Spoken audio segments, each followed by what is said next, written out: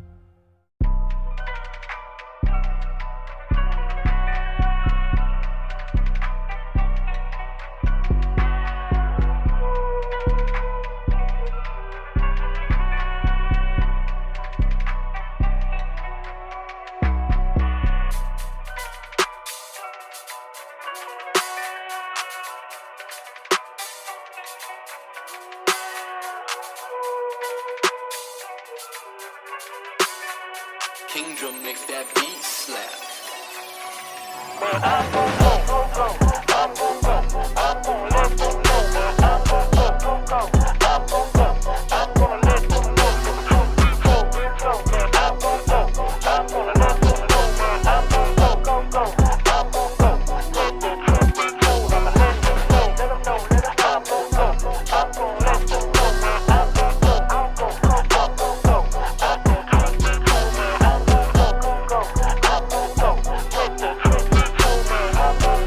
Go.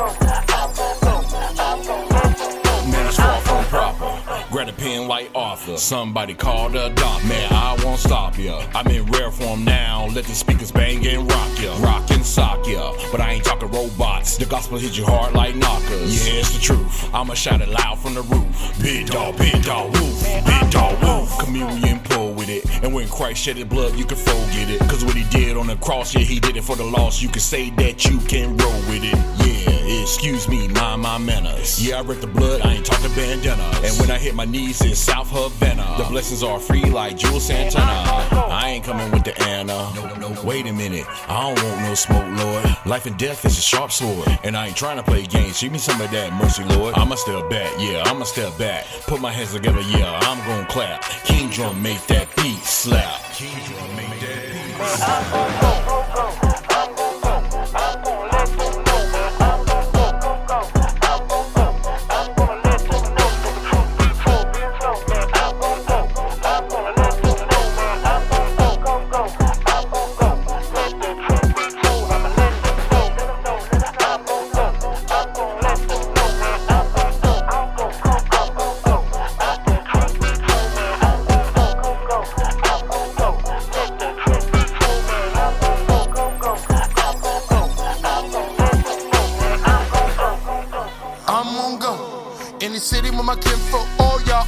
Joke.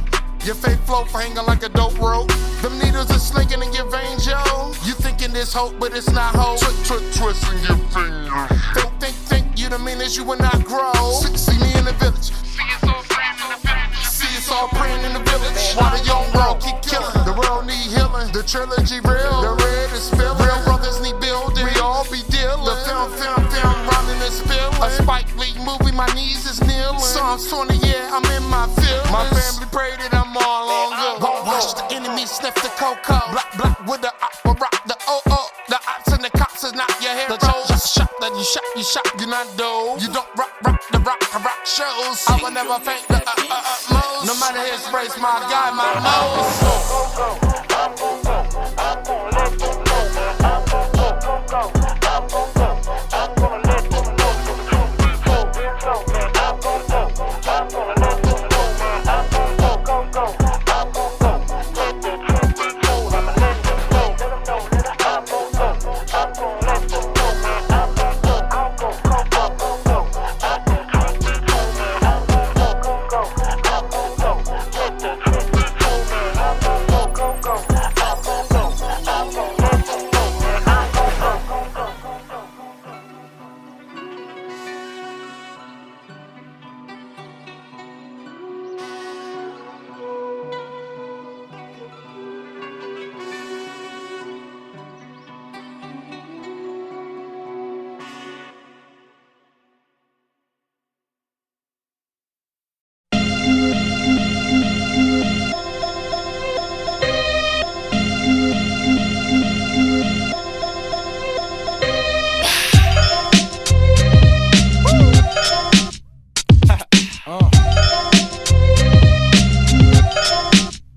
I know my streets, I know my sound. Y'all know my beats, how I get down. I take my steps and leaps and bounds.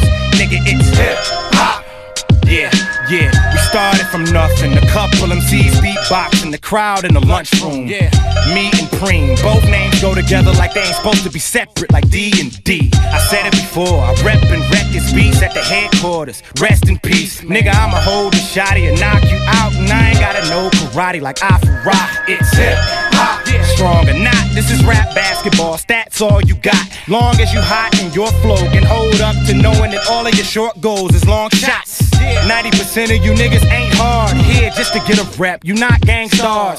The finest flow will amaze. Rap without me is the source minus the quotable page. Hip hop is everything around you. No competition. Back to the voice of the day. It's real in the field. What's realer than hip hop? Yeah. I know my streets, I know my sound. Y'all know my beats, how I get down. I take my steps and leaps and bounds. Nigga, it's hip hop. Rhythmically, come on with it, I'm long-winded. I will dish you from long distances. You will not get the chance like Chopper, Ness and Die Line to disrespect who you don't listen to. Egg in the skillet brain, nigga, this is you. Smarten up, every person in the earth be hardening up, but the only target is us. It's hip, hop, cars and trucks. I be dreaming about shit like having a hard time swinging on a nigga, squeezing the trigger or falling. If I land, I won't wake up. My 6-shot motto, your crew, I'm leaving your mama face is blue like a hypnotic bottle. They feel you the realer you spit. This killer shit is here and it's healing you. If you ill or you sick mentally, it's hip hop. It's everything around you. Gotta be something for me to write this. Back to the voice of the day. What's realer than hip hop? Yeah, I know my streets, I know my sound. Y'all know my beats, how I get down. I take my steps and leaps and bounds. Nigga, it's hip hop. More venom, 5'9", it's like a G5. Illest lyrics is stored in them. Chorus is killing. Any warrior feeling that I ain't God, Lord willing. Trust me, after I crush your building, you will just hush, you won't restore the village. We look toward with killing, real. Though this album is morbidly feeling it still. Hip hop, fuck your feelings. More rappers dying, much more killing. It's no feeling realer than gambling your life every day and waking up to more Dylans. 14 killers compared to offshore millions equals I got a lot more villains. You know that you easily lose. You be on them TV news for the first time because you died over hip hop. Is everything around you. Come alive, y'all. Back to the voice of the day.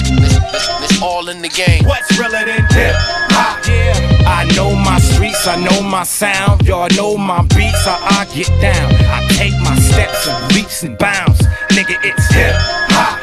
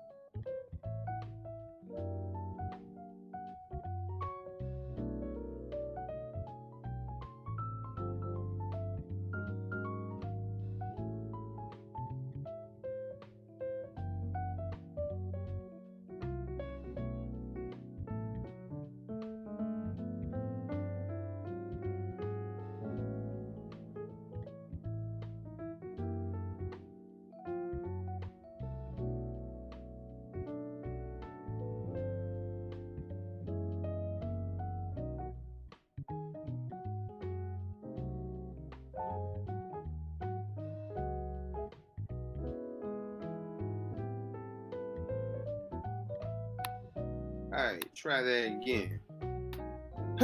My internet is very flimsy. Oh crap, not that. Nah. I'm tripping. That was dope freestyle. Dope scene right here. Check the guys, see if my friend's still over there by the window. I'm scared. I'm a little scared right now. My nigga, come on, man. Man, you bet your ass, Mr. Williams. Yeah. Huh? Hold on, man.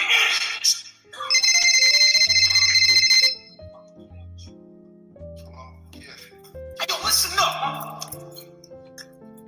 Matt. Fuck. Matt, see?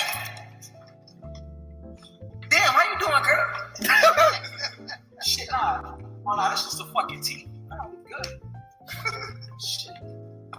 Oh, y'all trick-or-treating. Yeah. Nah, this ain't about that, man. No, I should. It's good to hear from you, though. I'm sorry about it. Yeah, I'm sorry about it. Tony, he gonna be home soon, okay? I'm gonna make sure you get home soon. I promise. Alright. We gonna talk.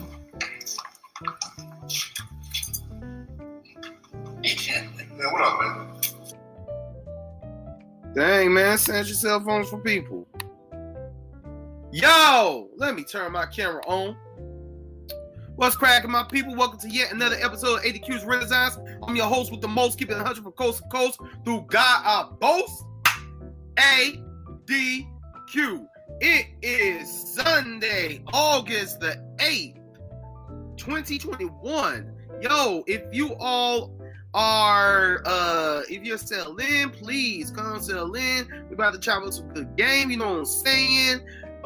We are about to talk the theater, lots of great stuff. If you are coming in from church, please forgive me for playing that. I'm sorry. I saw Verzuz, y'all saw Verzuz. Jadakiss killed it. Like Fat Joe said, the price went up. The price ain't the same no more. The price went up. Anyway, welcome to ADQ's Renaissance. I am ADQ. Hey, thank you very much for joining me. You could have been anywhere in the world, but you're here with me. I appreciate that.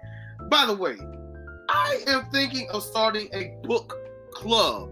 So, as you can see behind me, I collect things. I collect play posters. I collect books.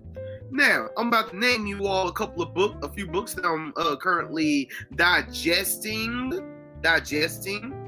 And if you wish to join me and talk about them on an episode of ADQ's Renaissance, please hit me up at adq4christ@gmail.com. adq4christ@gmail.com, and let me know if you reading one of these books as well.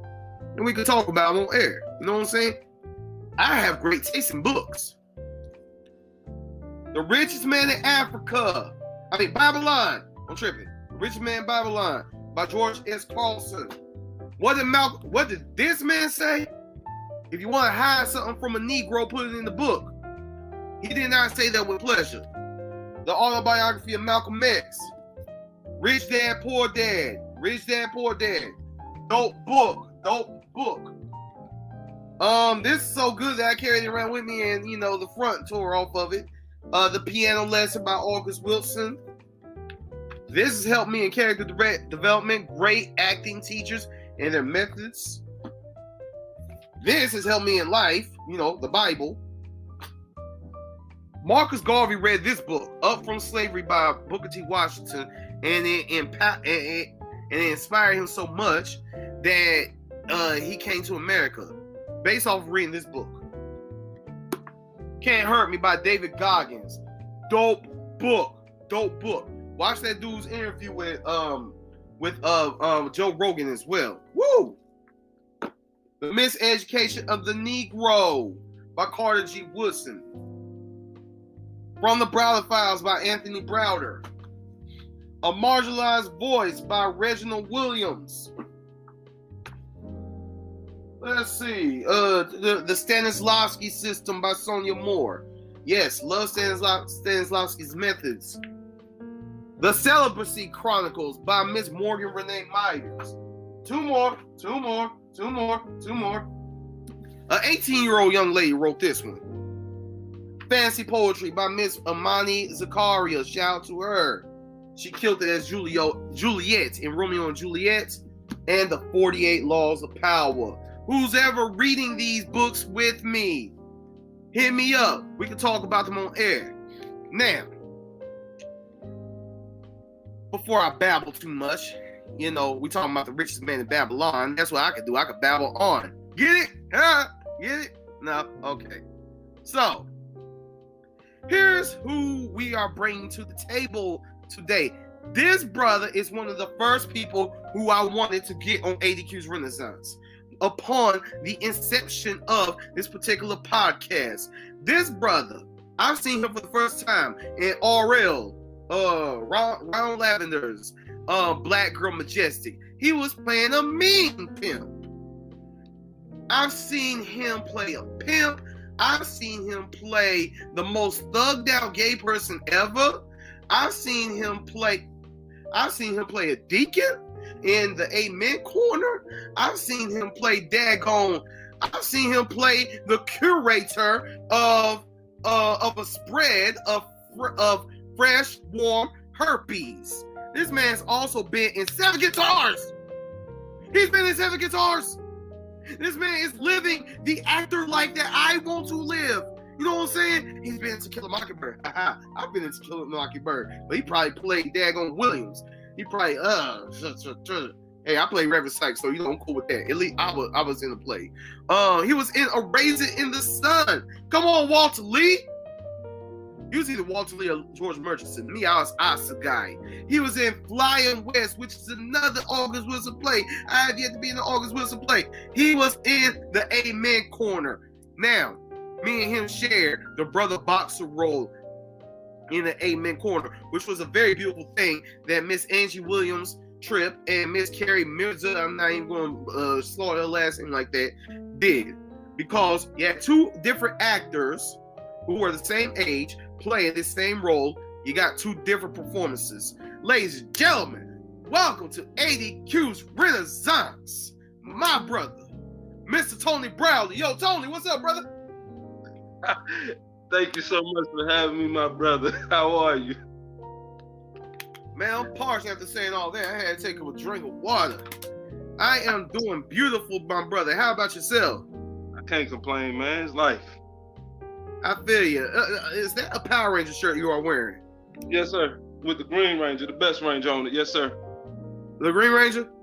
Green Ranger. Yeah. Man, come on. Hey, man, if you ain't a Tommy fan, you ain't a Power Ranger fan. I don't know what you're talking about. I mean, I became a Tommy fan when he was the White Ranger. Oh my God, you want to? Look. Green Ranger's better, bro. As the Green Ranger, he first broke into the Megazord, beat the holy crap out of all 5 of them. You know what I'm saying? By himself. How in the world you 5 people and gonna get beat up by one dude? The Locks just did it to Dipset, right? Jada just did the Dipset, right? Jada did it. One man. He did do the same wiped thing. them off the planet. Green Ranger. Okay, so we can say that. Jada Kidd's Green Ranger Dipset. Let's see what else. He did that. He went karate. He kept on going karate with Jason, and then his powers were only temporary. Hey man, most memorable person on the show, Green Ranger. You know, this is true. Well, the most memorable person to me was the second Yellow Ranger, Aisha, because she was fine. True. Very true. You feel me? Very true. Very true. So, yo, man, I gotta ask you. I ain't seen you in a while. How you been holding up during this whole pandemic? Hey, man, it's the pandemic. So, for the first little time during the quarantine, everything was rough. But now that things opening back up slowly, I done had a few little parts here and there. So, missing the lights for sure. Don't get it twisted. Like, I love the lights, man. I do it for the lights. So when the lights ain't on, when I ain't been in the lights for, let's say 6 months now, it's a bad feeling.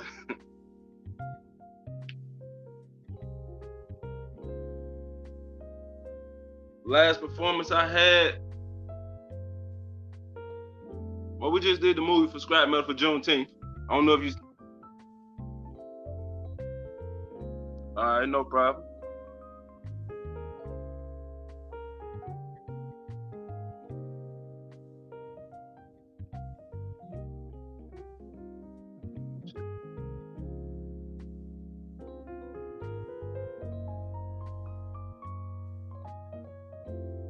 Having a little technical difficulties, I see. No problem.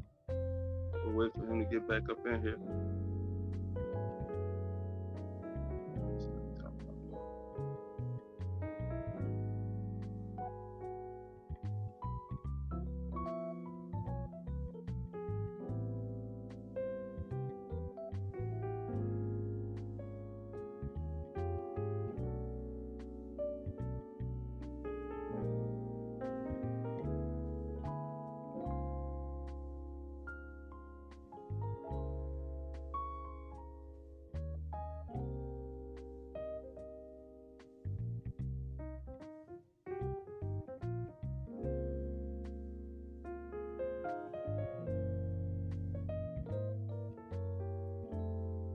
Yo, Tony.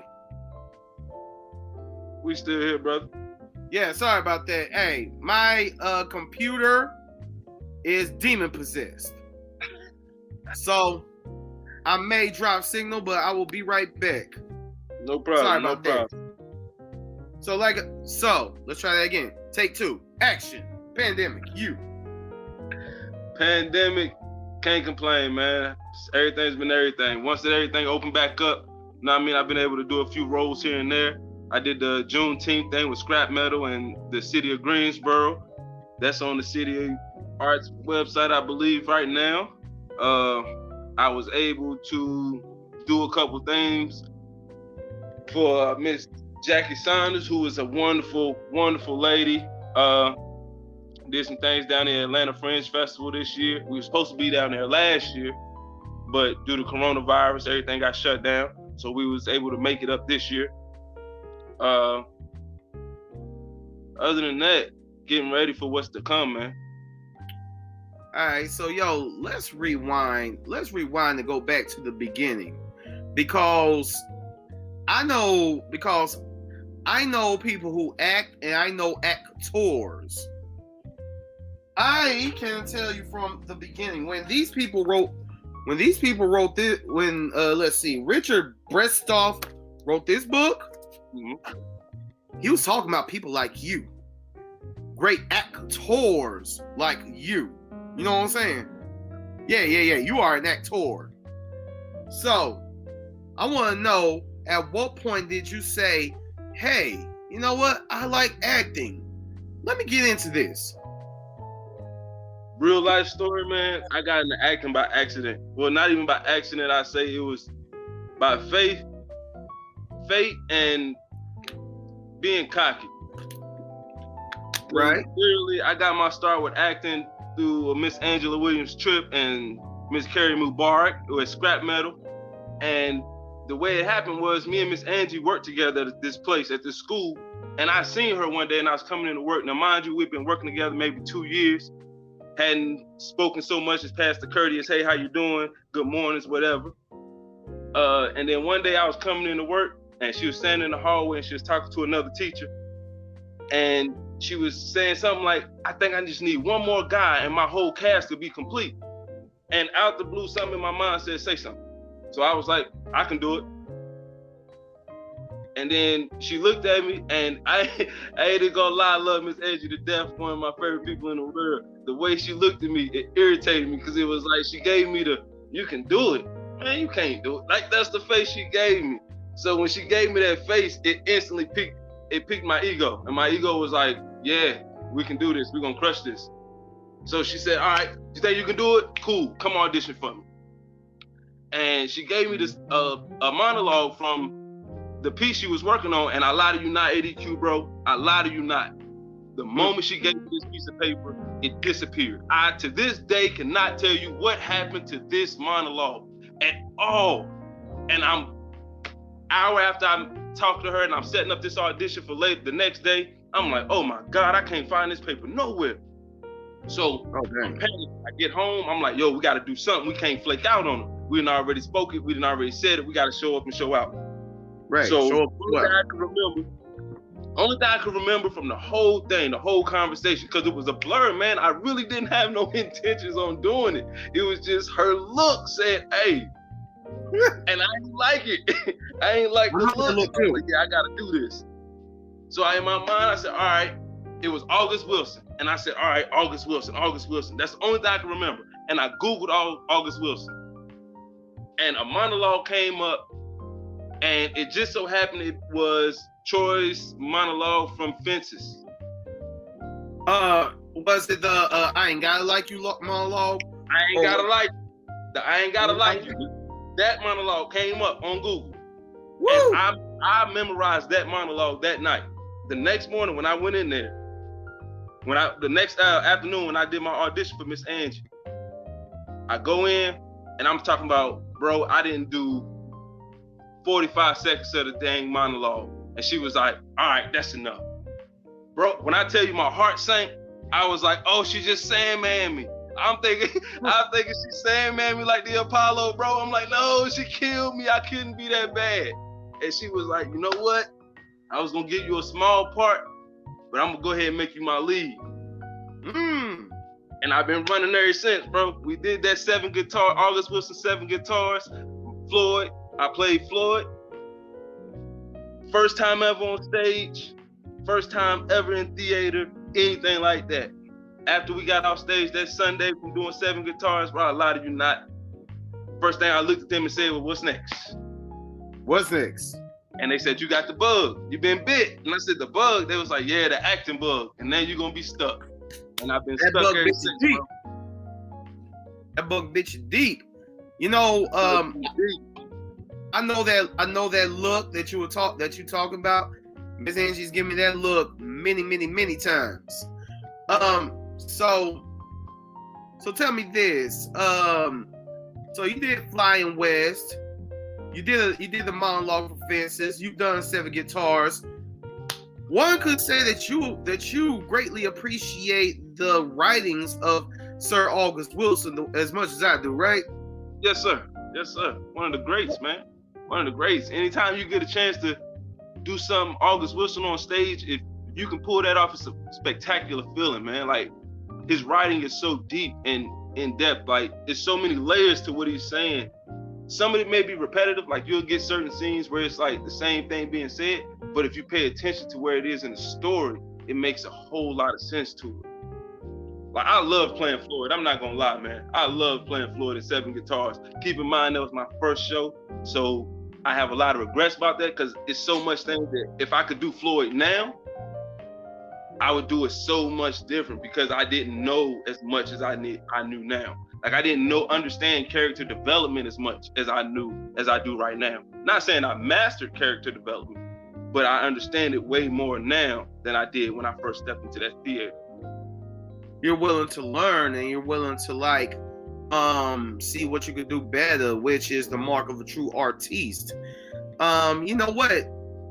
When I read Floyd Barton's first monologue with Vera, trying to point out his experience in Chicago in the club and stuff, trying to get her to fall back in love with him.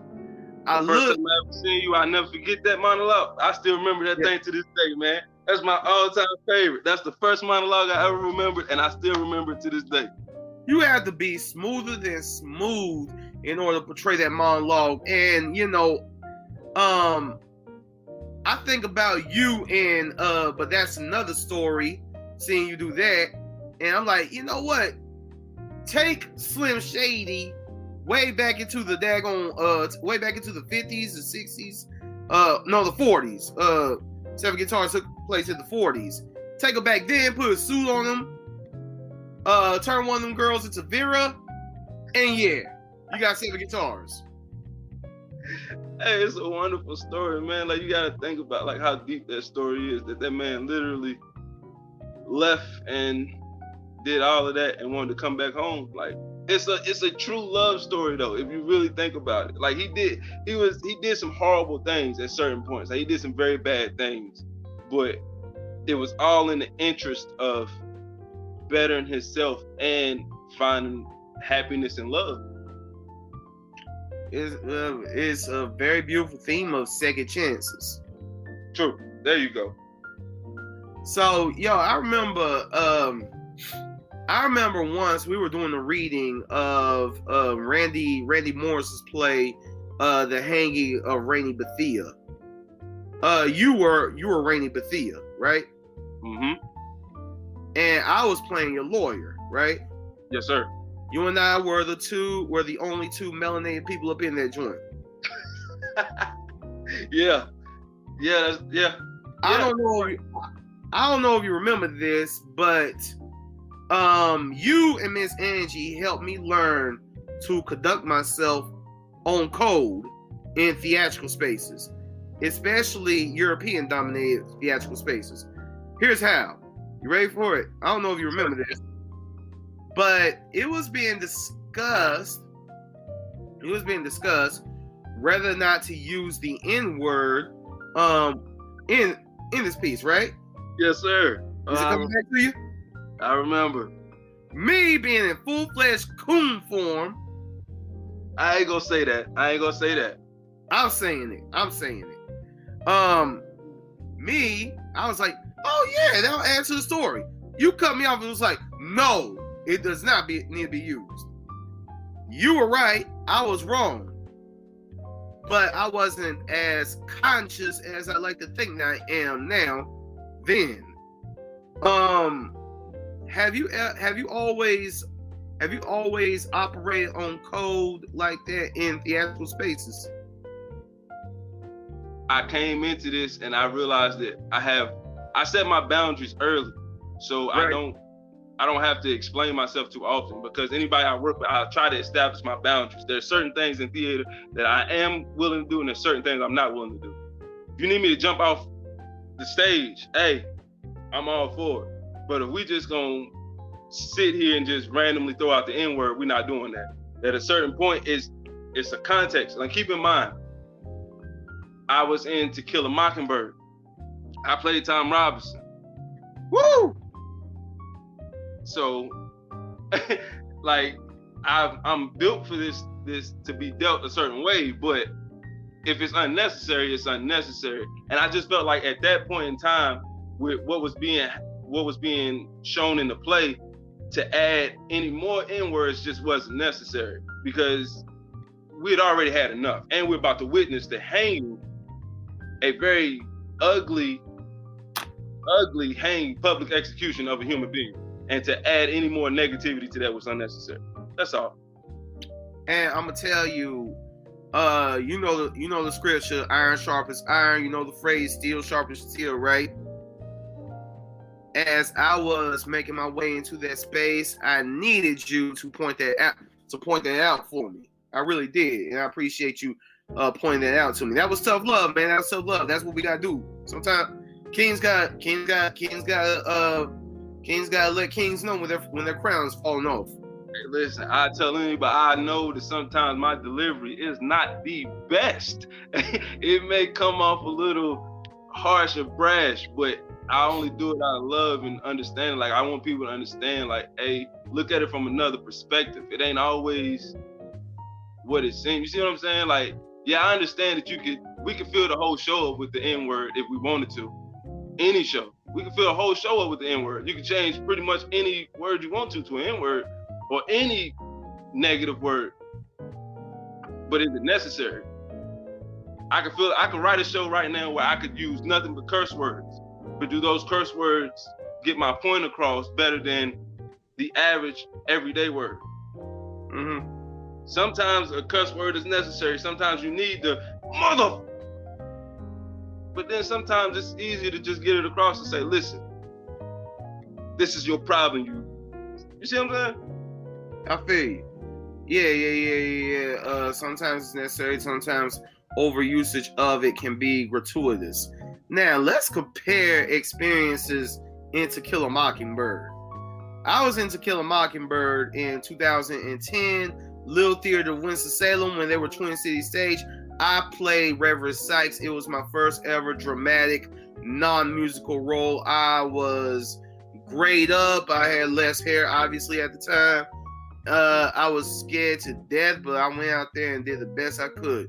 I went for the Tom Robinson role. The artist director then told me that I'd be great for it because I was the same age as Tom Robinson. But I was at a church encounter the weekend before, and I got so deep into the spirit that I lost my voice.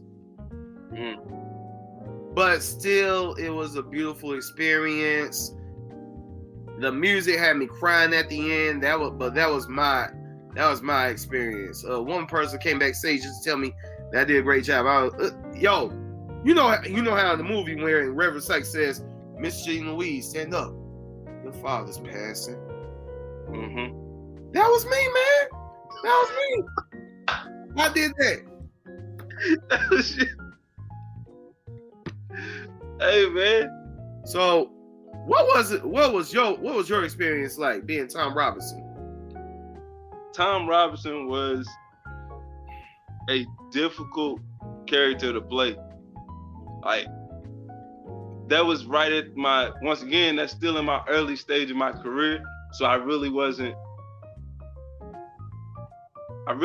there yet to understand. I learned a lot doing Tom Robinson. I learned why people laugh in certain parts of a play that normally me and you might not think is a laughable thing to do.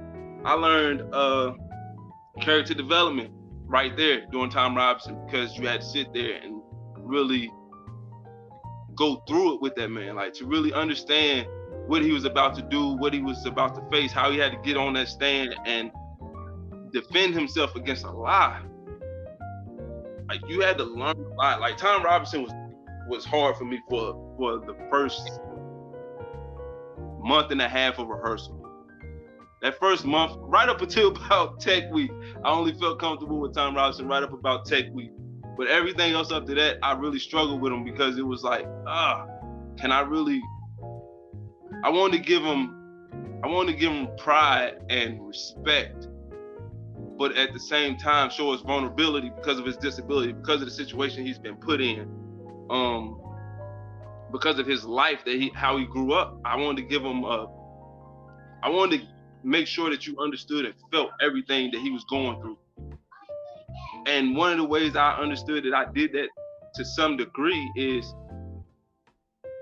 I heard people laugh when I was doing my testimony. And that makes you seem like, man, what? But the first time it happened, when we was on stage and it happened, I got off stage, I was really bothered by it. Because I'm like, hey, I'm really giving out real emotions here, and like, this is a serious situation. I'm about to die. Like, I'm about to die, and people are laughing. And one of the people backstage pulled me aside. Shout out to gallery players too. I learned a lot out there working with them in Burlington. Gallery players, they do phenomenal work. But one of them pulled me to the side and was like, listen, sometimes people laugh because they're uncomfortable. They don't know how to handle themselves in this situation. They don't come to the theater to cry, but they feel you've made them feel some type of way. So the chuckle is just them trying to express and get that out of them. And I had to learn that, because it's a lot of situations that happens. Like, you'll be doing some real things, saying some real things, and you'll hear laughter, and you're like, how is that possible? What did I say funny? Like, it bothered me for a second, man. I ain't gonna lie. Tom Robinson was hard. You know, it would bother. I'll be honest. It would bother me too. I would have to fight to stay in character. Be like, okay, we can't let that bother us. But then again, how much of the audience could actually understand where Tom Robinson was coming from? That's true. Yeah, like me and you, we see Tom Robinson's story. We know about the real Tom Robinsons out there, and we get pissed. Someone who isn't us will look at Tom Robinson's story. Someone will be like, ha, ha, ha, another one going down. No one will be like, oh, well, how bad? Pass cookies. And that's the anger, the being mad about it part. That's like, man, like to really go through that, to really think that. I really enjoyed To Kill a Mockingbird is an amazing show, and it has you can learn so much from it, man. You can learn so much from it, from the evilness of people and the love of people. It's a lot in that show. Yeah, it is. It's a very layered piece by Harper. Dang, I forgot the name of the lady who wrote it. Harper who? Lee. Yeah, Harper Lee. Yeah, the scout character was actually her as a little girl. Hey, the scout, that one in gallery players in Burlington. There's a young lady who plays Scout. I promise, is phenomenal. She's gonna be an amazing talent when she gets. She's an amazing talent now. She's amazing. Now tell me this. Do you have like a certain routine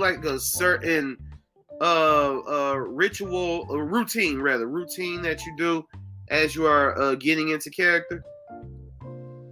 As far as on the show, as a show day, or just character development wise? Character development and show day, because I'm like, so far you have played old Mac O'Macken, second chance wanting Floyd Barton. You have daggone played I'm about to lose my life, Rainy Bethea and Todd Robinson. And MLK, I played Martin Luther King Jr. You played Martin Luther King? Yes, sir, in the meeting. Thanks to Miss Robin Rich McGee. You gave a whole bunch of people herpes. Shout out to my dog Slim. Slim was probably one of the funnest characters I ever got to play, man. Slim was incredible. Slim was incredible. Slim slept with everybody. Slim did whatever he wanted to do. Slim was amazing. Talking about, yeah, I should have wore a raincoat, but that takes away the fun of it. Hey, man, Slim was amazing, bro. Slim lived that life. So, like I said, what's your routine of character development, and then right before you get on the stage? Character development wise, it's usually after I read that script maybe 2 or 3 times to really figure out what my lines are, where I want to.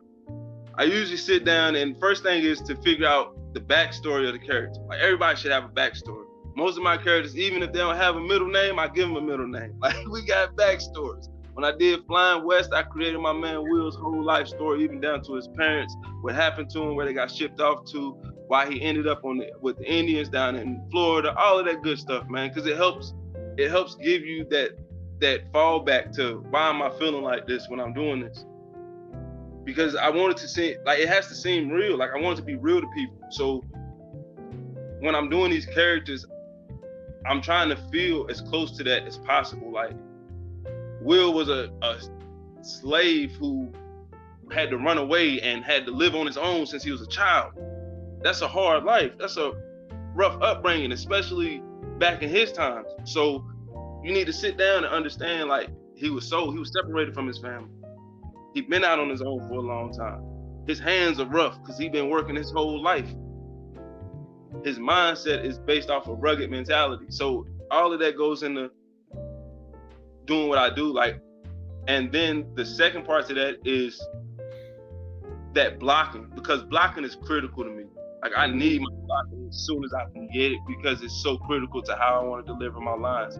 Like in the Amen corner, that blocking was critical because that I made a glass of Kool-Aid one of the most hated things you could see. Like, people hated me with that glass of Kool-Aid. They hated to see me with that glass of Kool-Aid. Because I hated to see you with that glass of Kool-Aid. Listen, even the people in the church, man, they was like, hey, if I wasn't saved, boy, I tell you something. It's been a couple of times I'm like, oh, I'm sorry, thank you. I'm just acting though, thank you. I'm just acting. I don't really act like this in real life. You were doing your job though. I'm doing my job, that's it. But when it's time to go on stage, I have the same ritual, and I have to do this every time. I don't know why, but I have the same ritual. For like 30 minutes before the show, I have the headphones in. You done seen it. I have the headphones in, my head down. I'm vibing out to the music. Depending on what type of show it is, depending on the heat level I need, man. Sometimes, like, hey, auditions, I need to go in there and listen to some Jada, because you see how he just made you feel. Like, he made you feel, I'm outside. Like, he make you feel outside. Like, so, but when it's time to go do something simple, well, not simple, but when it's time to go do something like mellow, like, it's based off my music. My music gets me in my zone. And then I'm always a ball of nerves before the lights come on. So right before I touch stage, guaranteed every time, no matter what, I always have this fit of laughter. Like, I always laugh and I can't control it. Like, I don't know why. I just get, I guess it's my nerves and my jitters coming out. I get up, after I listen to my music, I do my little laugh, get my laugh out. The lights come on and the world changes, man. There's nothing to do. And this show we about to put on. The lights come on, everything changes. See, no matter how bad I felt that day, no matter what goes on in life, everything changes when those lights flick on.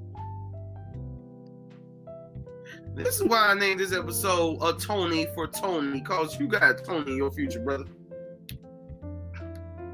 I tell everybody that. They always say I'm being arrogant. But I tell them I'm gonna win a Tony and an Oscar in the same year. I gotta win a Tony because it's named after me. I know that sounds crazy. But it's named after me. I gotta have a Tony. That was so dope that I knocked my mic down. I gotta have a Tony. I'm gonna win a Tony and an Oscar in the same year. I'm serious about that. I'm very serious about that.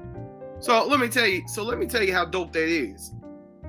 First of all, it was that confidence in yourself that led you to even partaking upon this path. Second of all, I'm not a fan of Tyler the Creator at all. Nothing that Tyler the Creator puts out remotely interests me, right? Mm-hmm. You know, man, we both 35. We both 30. Well, I'm 30. Well, I'll be 36 next month. You turn 36. Happy belated birthday, by the way. Thank you. Not many people in our age group is particularly checking for Tyler the Creator, but here's why I bring him up. I heard him on a Hot 97 interview recently. He was saying years before he was going to win the Grammy that he's going to win the Grammy. He put that out there. You know what I'm saying? Like, I believe in the law of attraction. If you put something out there, it's going to manifest sooner or later, one way or another. It will. It's gonna happen. I'm gonna get it. I work. Listen, I've made it up in my mind that this is truly what I was built for. Like, everything lined up for me when it came to acting. Everything, from the people that I was with in the cast, the 7 guitars, from my directors to the stage manager, everything lined up for me. Everything. One thing led into another. From 7 guitars, I got to do the fences at Bennett College. From that, I got everything led into something else, man. Everything was. It's my, I don't want to sound arrogant when I say this, but it's my destiny to do this. Like, it's what I was put here for, is to do this. Like, I take this so serious. Like, keep in mind, I'm never happy with no performance I've ever done. I look at everything I've ever done and be like, oh, why did you do that? Oh, that's horrible. Oh, we should do it like this. Like, I only want to do this. Like, that's it. Brother, do you know how many daggone actors don't like looking at themselves? I hate it, man. I hate it, bro. I hate it. Sometimes I be listening, I'm watching things, and I'm like, oh my good, look at your hand. Why it's the simple things like I don't like my hand placement sometimes. I don't like the way I say certain things. So, but as Miss Carey told me a few days ago, it's part of the learning process. It's how I get better. It's because I'm so nitpicky. It's I want to improve on every part of what I'm doing.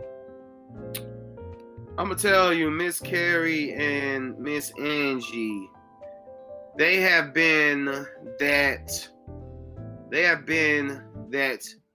theater motherhood that I've needed. Yeah. Here's how. I'm gonna tell you how. So recently I went to an audition, United Theater League audition over at Triad Stage, right? Yes, sir. I missed that. Oh man, you got so many great roles ahead of you. You don't really need it by now. I need it though. I went there. I saw Miss Angie was in the audience, right? Mm-hmm. And I originally planned to do a stool pigeon monologue from, King Hedley II. But when I saw her, I thought, you know what? Let's put no stool pigeon monologue today. I want to make Miss Angie proud. I want to impress her. So I went with my Oscar guy monologue from A Raisin in the Sun. Oh yes, sir. Yes, sir. I got to play George Murchison and Raisin. George Murchison? Yes, sir. Had my white shoes on and everything, bro. The white shoes, man. I had the white shoes with the cufflinks and the properness. Who did you? I'm happy with that little dusty furniture they had me sitting on. Yo, who did you do Raisin in the Sun with? Gallery players with Miss Robin McGee as the director. Nice. Me, I did it with Stained Glass Playhouse with the late great Alvin Tyndall. it should have been a black person directing it, but yo, I ain't. That was 2012. Anyway, but still, he was the late great. He is the late great Alvin Tindall directing it. He threatened to castrate me every night when I would lose the deepness of the African voice that I was trying to do. He was saying, if you're gonna go light, then I can make it where you go light, where you can say light. I was like, bro, really? I need my boys. Hey man, he trying to get something out of you he wants certain things, man. That's what it's the beauty of it. It's certain directors want certain things, like and that's the thing you learn in this field is certain directors want you to be a certain way, and certain people let you fill it out and do it your own way. And it's just about making a compromise and finding the right parts for you. Because certain directors, like, they have it where they feel like this is the way the character is. Don't do nothing else. Boom. And then there's certain directors that say, add a little flair to it. Do your own thing with it. I've had the pleasure of working with a lot of great directors from different styles. I've had the ones who's going, as they like to call Miss Angie, Miss Heavy-Handed. She's going, drop the mic on you, don't act right. I've had a bunch, man. The passive-aggressive director, like it's a bunch. Like, it's fun, man. Acting is fun. Theater is fun because you get to be around so many different types of people and putting on some of these stories, man, and entertaining people. It's a great feeling. It is. Now I gotta ask you about Riff Raff because I saw in that 1 minute you were being two people. You were being like a straight up thug who was robbing Hayden and all right. Wait. That's not me and Riff Raff. I produced Riff Raff. I was the producer on that between me and Scrapmettle with Miss Carrie. That's my boy Dwight. That is a phenomenal rapper. That is a phenomenal actor. Check out my man Dwight. I wish I could have his link, his Facebook in this little description right here. But check out my man Dwight. He's a dope rapper based out of NC. That was Hayden Crawford in that thing. Another phenomenal brother. You ever get a chance to see something Hayden Crawford, that brother is phenomenal. Every chance I get to work with Hayden, I try to take that opportunity because he pushes me to another level. Every opportunity he gets, he pushes me to another level. Ronald Lavender, as you see, RL, that was my dog. Like, first time I ever got to really see him act, he was always a director. But I had to bring him out as a little comfort area.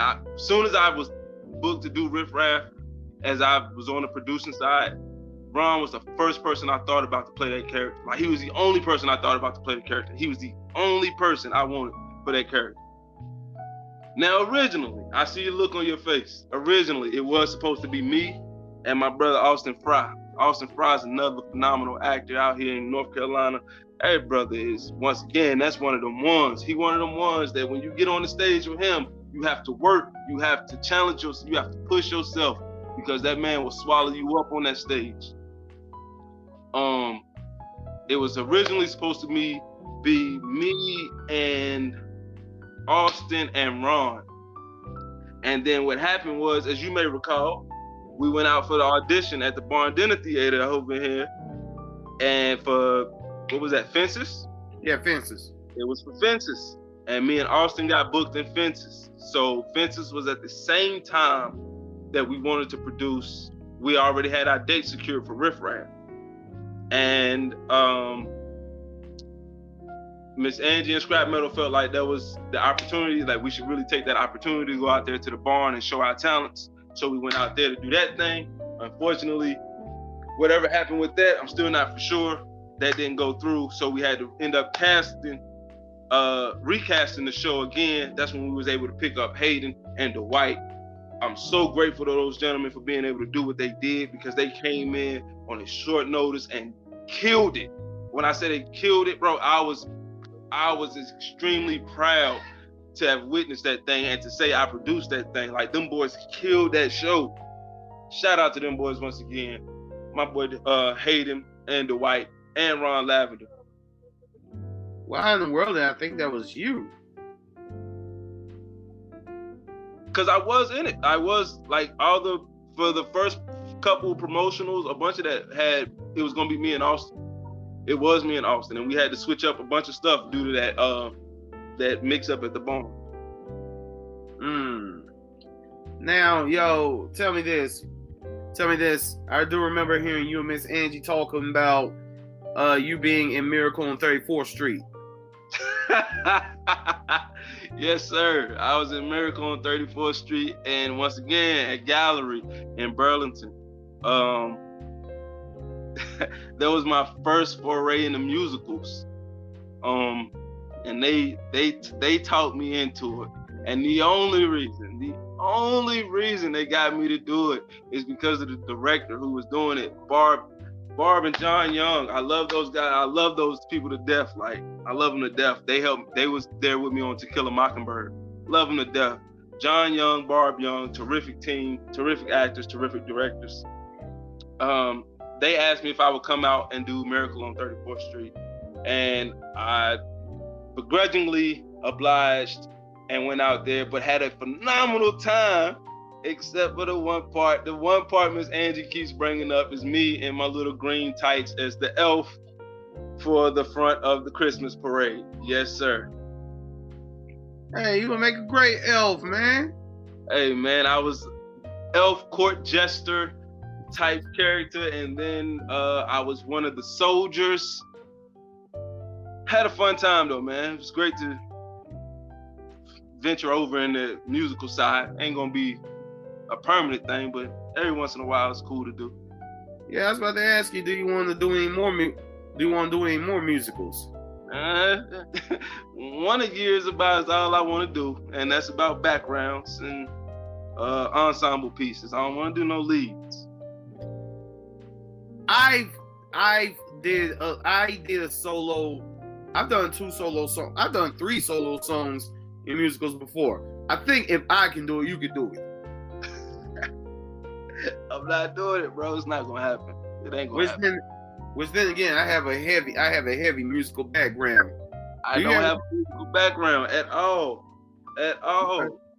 Not at all? Not at all. Like, there is no musical background here. No. I'm an actor. I'll stick to that. Gotcha, man. Gotcha. So, yo, stepping away from acting for a second, you had mentioned how when you listen to music and you need to get some aggression going, you listen to Jadakiss, right? Yeah, man. And we were talking earlier about how, Jadakiss was the Green Ranger and Dipset was the Power Rangers, right? That's it, bro. That's it. I've been waiting all week to talk with someone about this on my platform. That versus battle, Lord Jesus, man. Hey, man. Look. You can look at my Facebook posts. I've been saying all week between Locks and Dipset, Locks. Hey, Locks. Anybody who thought Dipset had a chance in this was lost their mind. What are we talking? As Jada said, what are we talking about? I didn't think that Dipset would do as bad as they did, though. There's nothing you can do with them. Man, that was a lyricist up there. The Locks are lyricists, bro. They are lyricists. There's nothing you can do with that. Like, yeah, I understand you was gonna bring out all the hits. Okay, that's cool. Balling is cool. But when it comes to, that's lyricism, bro. Like, those are lyrics that we all remember to this day. When he hit them freestyles, it wasn't like he was just singing them freestyles by himself. The crowd knew those freestyles with Jada. Well, the crazy thing is, most of the joints that they were doing were mixtape joints. They weren't like they weren't none of their mainstream popular joints. I mean, they did a couple of them. They did the joint with Mary J. Blige, Mariah Carey. Well, heck, they did the Mary J. Blige joint too. What else? They did all about the Benjamins that said, "I gave Puppy the words. I gave Puppy the words." Hey man, Jada was in his battle rap mode, and I'm a huge battle rap fan. Like I love battle rap. So Jada put me in that battle rap mode. He had me feeling like I was a kid, bro. I've had Fat Joe moments. I was in there in my house jumping up and down, like, yo, talking Jada, talk Jada. I was going crazy, bro. Epic night. Me too, but I'm saying, yo, Dipset, they ain't no scrubs though. Like, okay, out of all of them, I think that the best, MC will be Santana, right? True. I don't know about that. Cause you gotta think about what you're talking about. Like, are we talking about? Cause early Cameron is a monster. Like early Cam was Children of the Corn Cam with Big L and all that. Cam was a fool. Like Cam was a monster. So I'm not that familiar with that, Cam, except for maybe a horse of carriage. See, like that's like early Cam was a problem. Like when he got to doing that Rudy Tooty, Fresh and Fruity, bubblegum rap. Like when he started doing that, all right. When he started getting into his purple phase, then okay, then yeah, Jewels took over. But early Cam, like nah, early Cam is the man. Then why in the world that Cam didn't show up on Tuesday? It wasn't nothing Cam could have done with that, man. Kiss was on another level, bro. Kiss was on another level. Cam showed up, wearing a velour sweatsuit in New York in August.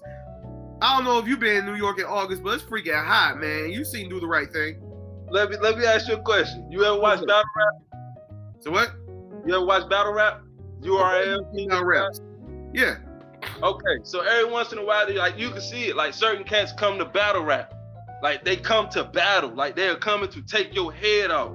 And then other cats come in there because, all right, like I got a name, I'm cool, like, I can just get by off of. They try to come in there and be goods when the Locks came in there to be Rum Nitty, if you know who those people are.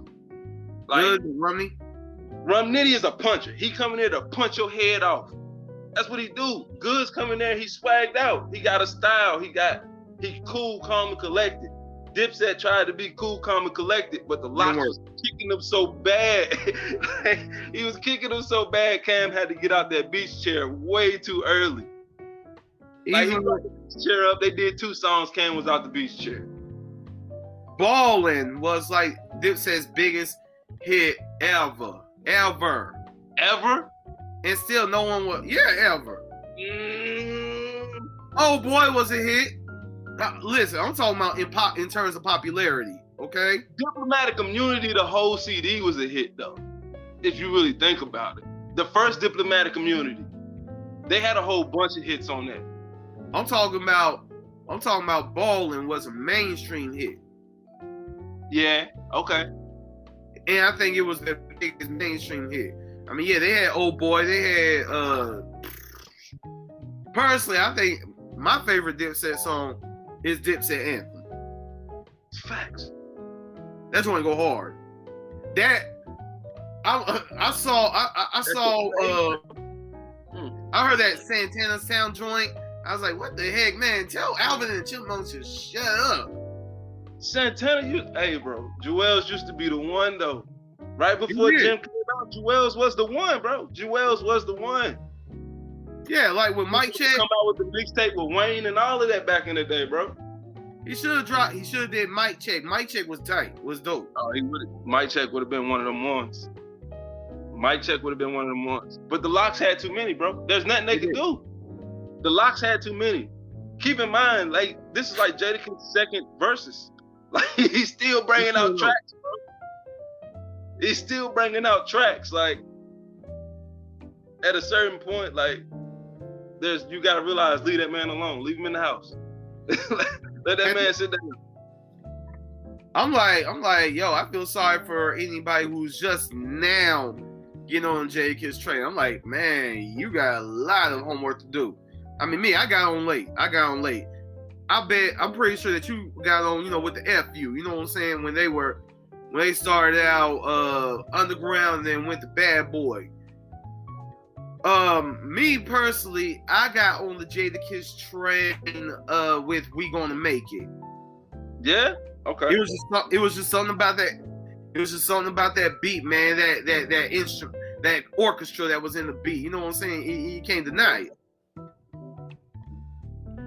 But at one point, I'm gonna be honest, I actually had a problem with Jadakiss because I think he once said a line where he said, rock the boat. That's one less beat in the Rockaware coat. Yeah. Why you have a problem with that though? He was talking about Aaliyah. No. Nah, I think you misinterpreting the bar. Like I think you misinterpreting the bar and the time frame. Okay, allow me to forgive Jadakiss. Please tell me what the bar meant. Like, hold on, we're gonna have to you put me on the spot. We're gonna have to I'm gonna bring that one back. I'm gonna bring that one back. Let me think about that one. I gotta think about the whole song first. All right. Cause you put me on the spot. Like, hold on. Cause I don't want to say that was about Aaliyah. That don't make sense. He had too many shout outs to her. Okay. But Kiss is usually strategic with his disses, bro. Like, bro, I'm a battle rap fan. Like, I'm a battle fan. Like, I get into hip hop, especially when they start throwing diss shots. Right now, I'm into that Royce the 5'9", Lupe Fiasco, Mickey Fax, all of them. They beefing right now. The Lux, the Loaded Luxes and the Murder Mooks, they having a whole little foray over there. What they doing when they throwing out diss tracks? So Lupe is on my top 5. And right now, hold on. Of what, bro? My top 5 favorite rappers. He's number 2. Now, this is the conversation. He's number 2? He's number 2 after Lecrae. Lecrae. The reason why top 5 artists right now. All time. Huh? Okay, here's my top 5. And right now, the number 5 spot is up for grabs. Number 1, Lecrae. Reason why is because Lecrae totally speaks my language. I feel like he's talking to me in his lyrics. Number 2, Lupe Fiasco. Because he has been consistently incredible. From Kick Push to Wild Files to the House EP to the diss they just did against Royce the 5'9". You think he better than Royce? Yes. Oh my goodness. Did you just say Lupe's better than Royce? Royce the 5'9"? The man from Detroit? Wait a minute, let's make sure we're talking about the same person. Royce from Detroit, the man, Eminem man. Yes, the man There's no way you mean Lupe's better than Royce, bro. Lyrically. As a Lupe fan for almost 20 years, I stand by my statement. I say that because I'm a huge Royce fan, bro. I'm a Slaughterhouse fan. I like that type of music. So number 3 will be Nasir bin Oludara Jones. Okay. Even though his new album, I was a little disappointed. New one kind of shaky. Yeah, it's kind of shaky, man. I was expecting better. You like Slaughterhouse? Well, that's exactly what Eminem did on their EPMD track, Slaughter. Listen, I wish Slaughterhouse wouldn't. That first Slaughterhouse album, Welcome to Our House, wasn't a real Slaughterhouse album. I need people to listen to the mixtapes and all of that, because what you got on that Slaughterhouse, Welcome to Our House was confusion, bro. Like, there was too much. That was too much Eminem music. Like, that wasn't the Slaughterhouse that I started listening to. Like, when I started listening to that, when I first heard that they was getting together and was forming a group, I got excited. Because I'm like, yo, that's Joe Budden, that's Royce, that's Joel Ortiz. Like, these is 3 of the hardest spitting cats I've heard. But they were under Eminem's banner. I wasn't a King Crooked fan at first. I ain't even gonna lie. I wasn't a Crooked Eye fan at first. But that was mostly because he was West Coast and I hadn't heard too much of his music. But when I first heard of Royce and Joe and Joel getting together, I'm like, yo, this is about to be amazing. And then when that album came, I'm like, Man. Well, it goes back to the okay, so I'm gonna tell you my fifth one after I say this. For a while, Jadakiss said he's done with major labels, but now he's signed to Def Jam. The Lox as a group is signed to Rock Nation. But for a while, Jada was he was just focused on the mixtapes, because with major labels he had to deal with them, but he had to deal with Bad Boy, which resulted in them trying to get away from Bad Boy.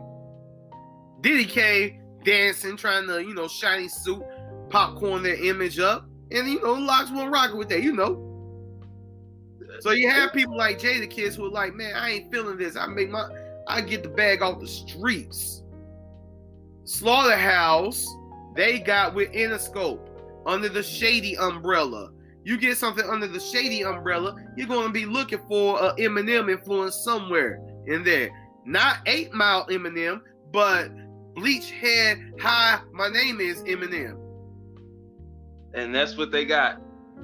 And I wanted them to have 8 Mile battle rapping, getting Papa Doc face Eminem. Like, I need that Eminem. Like, that sound, like, there was a couple joints on there. Like, Hammer Dance was cool, but even that need to be grittier. The joint with CeeLo Green, the My Life joint that didn't fit Slaughterhouse at the time, like, they were still on the up and up. So, like, I don't want to hear about y'all driving fancy cars and all that. That's not what I got in the Slaughterhouse for. There's a couple on there that I rock with though. But like, bro, I came into it expecting Slaughterhouse to be rapping like they was on, I don't know if you heard the mixtape, the mixtape track Truth to Truth. Like, they was rapping on Truth to Truth. It was real life raps. Like, I understand they gotta sell records, but I feel like they sold out to their core. The label's gonna make them sell out unless they breach their contract and say, yo, we ain't doing this, forget y'all, we'll do it on the streets. And here's the interesting thing. You mentioned Papa Doc face. Here's the interesting thing. I don't know if you know this, but Eminem when doing character development, he was actually using some of Anthony Mackie's background to diss him as Papa Doc, right? Mm-hmm. Here's where it really gets interesting. He was talking about how Anthony Mackie went to a private school in high school and, lived at home with both parents, right? But the high school that he went to was the School of the Arts. The School of the Arts high school program. That's cool. So in essence, Eminem was dissing a Winston-Salem school. Huh. That makes okay. I think I got a little bit of a problem with that. Hey man, like I say, I listen to battle rap, so I done heard all kind of crazy things. I done heard all kind of crazy angles. I done heard all kind of everything. You listen to battle rap 2 times, ain't nothing gonna surprise you. But battle rap is the last true form of music, bro. True form of rap. It is. What's on the radio ain't rap. It's not. It's garbage. I will just say this, and then I'm gonna name my fifth rapper. I would like to point out that 50 Cent had beefs with Jadakiss and had beef with Cameron, right? Mm-hmm. He went back and forth with Cameron. Jadakiss hit him with Checkmate. 50 ain't say nothing else. Hey man, you heard him. You heard 50 early in his career say all them other hard niggas that come from Yonkers. He knew early. He did. Now, my number artist in New York. My floor is bonkers. All them other hard niggas, they come from Yonkers. He said it early. They come from Yonkers. Now, my number 5 favorite rapper, at one point it was Common. But Common just ain't been slapping since Universal Mind Control. His last good one to me was Finding Forever. That's the last good one? Yeah. Oh, man. Universal Mind Control was all right. Nobody's smiling, It's hard to see him in that light, and he been doing all the acting. The Dreamer, the Believer. I didn't listen to all of it. Hey man, we gotta think about it. Maybe the acting's paying a lot more right now than music. I'm pretty sure it is. I'm pretty sure it is. Outkast was my number 5, through a loophole. Outkast the act, therefore I can include both rappers. Mm-hmm. But they're breaking my heart the more I have to wait for them to drop something new. Stop waiting, brother. Stop waiting. It's been almost 20 years. Three Stacks is out here living his best life, man. He out here making random music with fans in the streets. He ain't care about making those songs right now. Nah. So then I put Lil Brother in that spot, and I might keep Lil Brother in that spot. Let me see. Top 5. But you saying see, I can't do all time. Like top 5 all time, that's crazy. Like, that's crazy. Because if you did top 5 all time and you ain't put Big on your list, like Big has to be up there. He's not. Nope. That's crazy. Big gotta be up. I'm with Pac all the time. What? ADQ. Bro, that's gonna have to be another podcast conversation, bro. We gotta talk about this. Like, bro, you gotta talk about it. You gotta explain yourself on this, sir. Like, what are we saying? Over Big? Yeah. Over Big? I will admit. Hey, bro, that's the only thing that made me mad at the Verzuz was my man had a nerve to play Hit 'Em Up in Madison Square Garden. My man, how dare you? How dare you disrespect the Garden like that? Hit 'Em Up? Like, he literally, before the performers even came on the stage, bro, about 15 seconds to Hit 'Em Up play on that stage, bro. Yeah. And it angered me so bad. I got so mad, like I should beat this dude up. Like, I don't even know this man. But you don't play Hit 'Em Up in New York City. I'm sorry, that's a no-go. You don't play Hit 'Em Up in New York City. The way Tupac went in on all of New York, you don't play Hit 'Em Up. You even picked on Prodigy, man, for having like that's what you can't play Hit 'Em Up in New York, bro. Like, that's crazy. That's the only part about the Verzuz I had a problem with, is that they really like, bro, like what went through your mind when you decided to play Hit 'Em Up? Like for Locks versus Dipset. Like, bro, Locks was on Bad Boy. I think that on Bad Boy, you can't play that song. I think that what made Jadakiss so raw on there is, number 1, people need to put some respect on his name. Number 2, he come from the Biggie learning tree. Hey man, Jada showed out there. Jada showed out the other night. That was a great show. It's just still hard getting used to him having hair though. Yeah, sometimes it blows. It's like, wait a minute. Like, what was I watching? The sports show with Jalen Rose and Jalen and Jacoby. And right. Sometimes they be having the little bust of Jadakiss behind Jalen. And in the bust of Jadakiss, it's the Jada with the waves. And it's like, yo, that's crazy to me. It was a top 5 DOA Jada. Jada with hair. Jada with waves. Jada with waves. That's crazy. It's crazy.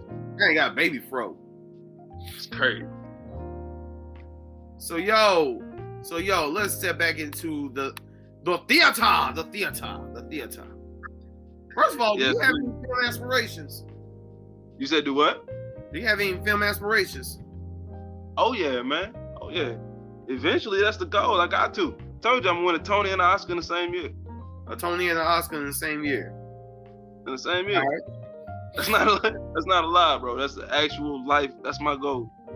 So, all right. So when I'm going out for roles, when I'm looking at all that I'm doing, the actor that I think about the most is Samuel L. Jackson.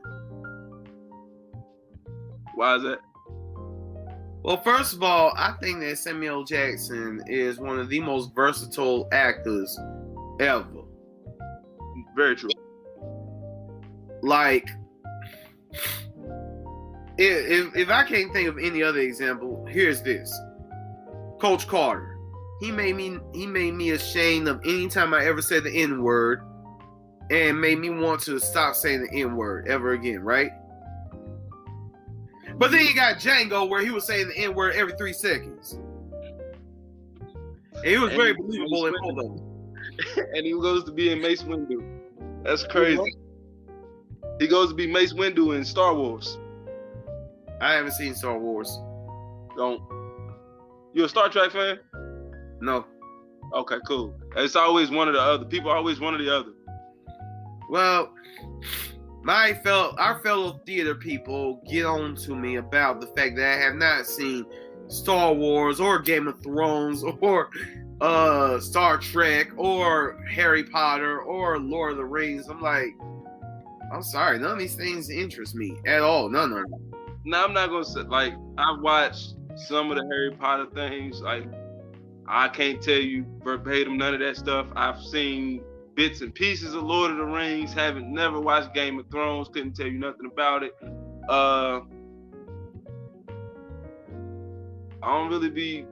It's not my genre right there. Like, I'm more of a horror movie person. Like, you throw on Saw, I'll watch that all day. Any Jason, Freddy. I'm that person. I watch that type of stuff. Have you seen the new Saw movie with Chris Rock? Yes, sir. Yes, sir. That was pretty good. You also have my man in there, Samuel L. Jackson. That was pretty good. Chris Rock in a serious dramatic role. That was unique. That was pretty good. It was. I love watching the movie, and I love the incredibly beautiful chocolate woman who I went out with to see it. Nice. I'm not dating her no more, but still, it was a nice moment. Yes, sir. So what actor do you think about? What actor inspires you a lot when you go about these roles? To be honest, to be completely honest. When it's time to perform, I don't watch nobody. I don't watch nothing. I lock in on myself and the character, because I don't want you to look at me and say, "Oh, that's a Denzel move." No, it's not. It's a Tony move. When you watch me up there, you watching me. I don't want you to see, like, I learned things. Like, for instance, one of the gentlemen I'm going to film with tonight, later on today, Mr. Jeffrey Wall. I learned so much from that gentleman. I learned how to use your body when it comes to acting by watching him be in Raising in the Sun. Like, that man was phenomenal. Like, he was phenomenal. Jeffrey Wall, great actor. I learned a lot by watching him. So, like, I try to take, when I'm not acting, when I'm not in the theater mind, I try to watch little shows here and there just to pick up little techniques that I want to, like, I might see something with somebody do with their hands that I might like, okay, cool. Or I might see the way somebody, like, but for the most part, it's me. It's my character. I change the stance for certain people. Certain people I make stand tall. Certain people I make hunch over. Certain people I make limp. Like, it's just based off of, I don't know how to explain it, man. It's just, I try not to watch nobody else because I want you to see me and what I bring to the table and not what I got from somebody else to bring to the table, if that makes sense. I feel you. Well, yo, as we start to wrap this up, I want to ask you this. You're always in great shape, man. What's your secret, man? I run a lot. You run a lot? I run a lot. How many miles?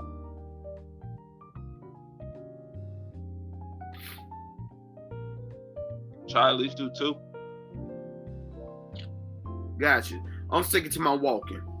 I don't like running. Hey, man, it ain't like, get a bike, like, get a little Peloton, like, not a Peloton, but like, there's plenty of little exercise bikes out here that just speed you up a little bit. Come running with me one time. I go running with you. Again, I am a walker. We gonna hit the track, man. We get the track. I can speed walk. Cool. Yeah, we'll start out speed walking, bro. I got you. But we'll do that. Also, hey, I started doing jumping jacks. That's something, right? Yeah. Hey, man, come. Hey, I'm always down to exercise, bro. I'm always down to exercise. Because we are the same daggone age, yet neither of us look anywhere north of 28. Thank you. No, we do not. Like I'm trying, man. I'm trying.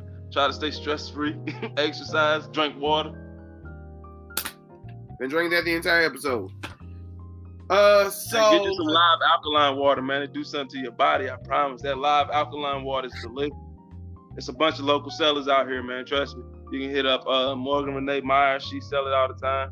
The live alkaline people themselves. Hey, man, it's a bunch of people out here. Live alkaline water. It's delicious. It does great things for your body. I feel great.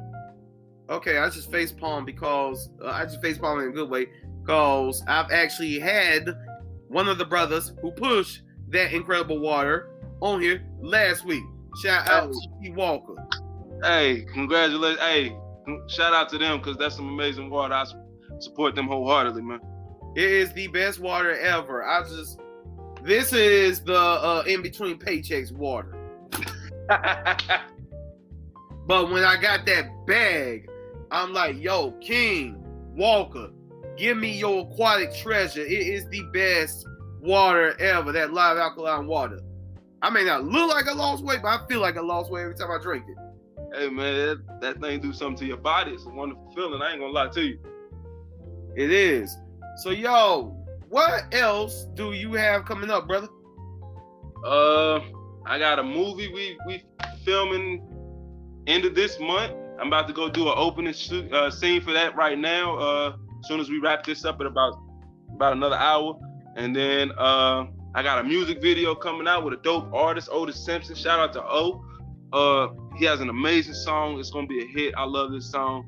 I tried to let him give me the play it early. He wouldn't let me do it. He's trying to get it mastered and all of that. Oh, can't wait to work with you, brother. It's gonna be phenomenal. I got something going on out in Burlington. Can't open my mouth about it yet. We signed an NDA on that thing. So as soon as we get wrapped up with that, I'll let you know. Scrapmettle, the home team. Shout out to Miss Angie, Miss Carrie, all the people over there at Scrapmettle, all my family there. We got a bunch of things going on. Check us out. Go check out the Scrapmettle page, scrapmettle.net. Check us out on Facebook at Scrapmettle. A whole bunch of things, man. I try to stay busy. I try to stay booked as much as possible. If you are looking for me to book me, I'm sorry, ADQ. But if you're trying to book me, hit me up on Facebook at Tony Browley, real name, first name, last name, ain't nothing changed. That's actually usually my next question. How can people reach you? Hey, man, Tony Browley on Facebook, Tony Browley on Instagram. I be on Instagram every once in a blue moon.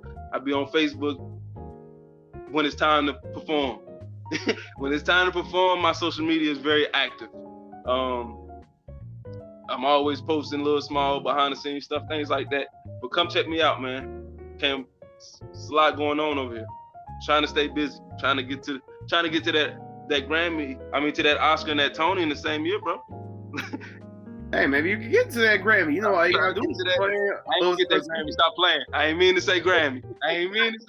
Stop playing. I tell you what. You won't be an EGOT, but you'll get an EOT. Only way I'm gonna get a Grammy, bro, is if you let me put the background vocals on something. I hum on your track if you want me to. I hum on it. That's an idea. I got you. You need me to hum? You need me to do a little background vocal? I got you, bro. I got you.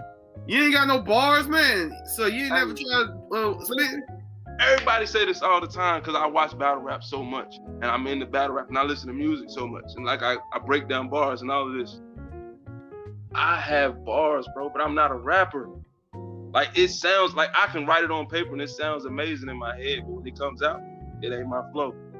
Like I don't like the flow of it. So, but it's weird, bro, because like I say, I like battle rap. I could never battle rap. I'm not built for battle rap.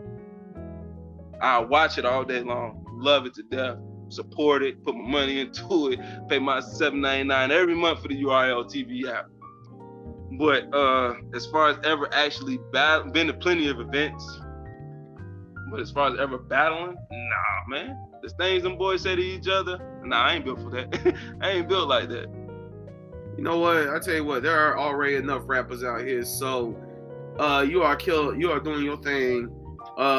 as you are going out there, not pretending to be anyone on stage or on film or anything. That is a misconception. You're not pretending. You are that person. You are telling a story as a whole individual. Like, listen, I like to say, like, when it's time to be a character, bro, I am the character. Like, I don't care. Like, even when it was time to be Brother Boxer in the 8-man corner, I was Brother Boxer all day, every day. Every time I was around. The only time I couldn't be the character that I wanted to be all day is I've been Lucifer 2 times. And yeah, and obviously I don't try to be Lucifer on a 24-hour basis. Like, that's not something that I try to put in my mental, like in my spirit. Like, I don't want that in my spirit. So, like, that's probably the only time I ain't been able to be the character the entire time. Like, even though the director, she asked me plenty of times, I need you to be the devil all day. I can't. I got a job. Like, I got kids. I can't be the devil all day. I don't want to be evil all day. I don't want that. But any other time, like, yeah, I'm that person all day, like every day until the lights shut off. When the lights shut off, Tony's back. But before that, if I don't like you, if my character don't like you on stage, I don't like you off stage. I have to do that in order for me to create the feel that I need to deal with you. Like, I can't be friends with you. We can't be best friends and my character hates you on stage. We can be best friends after the show. We can go hang out, do whatever. But during the show, when we leading up to that show, no, I have to build a dislike for you. And sometimes I've created characters where I've sat there and created things why I don't like this person. We don't like such and such because such and such does this, this, and this. And wow. I have to live with that, even though you might not know it. Like, I'm gonna put that on you, like, okay, this is why I don't like this character. So when this character is around, like, no, I have to give him the ice shoulder because I'm not supposed to like you. At no point should we, when the show's over, lights off, I love you. But when that light's on, if I don't like you on stage, I don't like you off stage. Like, I have to ice you. That's methodical acting. You and all the other greats do that. So if me and your character, if we're ever in the show together, and you need a reason to dislike me or my character, when we, I'm such a butthole for this, but when we were in the Amen corner sharing the Brother Boxer role, first of all, while I greatly enjoyed that, I love getting in Miss Angie's face and talking junk to her. I think that looking back, you're the better fit for Brother Boxer because though we're the same age, you're so much more mature than I am. I'm a man child, but anyway, what I'm getting at is here's the reason why you can use that method. So I got the Brother Boxer role when we were sharing it because of you were having an eye issue, and thankfully your eye's fine now, right? Mm-hmm. Yeah, I was kind of hoping that issue would take you completely out of the show. I'm sorry, man. Hey, man, listen. It's one thing I tell anybody. I have to die before you're going to take me out the show. I have to be dead. I'm going to show up if I lose a leg. I can lose one of my arms and I'm still going to show up and do my job. It's my job. It's what I'm building. It's what I'm put here for. It's going to take a whole lot for me to miss a show. I've only missed one performance the entire time I've been acting. And the only performance I've ever missed was the opening night of Raising in the Sun because my grandmother passed, God rest her soul. That's the only day. She passed on a Thursday and the show was that Thursday night. And the director said, nah, I think it's best if you just sit at home because I was coming to do my job. Sad and all, heartbroken. I was going to still show up and figure out how I was going to do my job. To get me to not, I got in a car accident the day of the show one time and came and fell and rolled on the floor and did my job. I hurt that Monday, but Friday through Sunday, I'm gonna do my job. And I thought, I mean, beat brother. I'm learning from you, man. I'm learning from you. Tony, like, Oscar and Tony in the same year. I'm gonna be like, there you go, bro. I'm not playing. I'm on my journey to make it. Go ahead. What was you about to say? I'm on my journey. I'm in my own little. It's like, remember we had a conversation one time, and I was like, sometimes I know my personality overtakes things, like, because I can be loud and boisterous sometimes, and I know it tends to rub people. I know when I first came in this thing, I had zero experience, but I told everybody I was the best thing smoking. I was the best thing out here. And I know, like, I was coming in and I used to get the looks, and people were like, yo, what is wrong with him? But I'm on my own lane and my own path to get to the goal that I've set. And that goal, at the end of this day, at the end of this journey, is to set the Tony and set the Oscar side by side and have a Thanos moment. Remember like when Thanos finally did the snap and he was able to walk back, he go to his little farm and just sit down? Yeah. I just want to set the Oscar and the Tony in my hand like the Infinity Gauntlet and go sit down in my chair.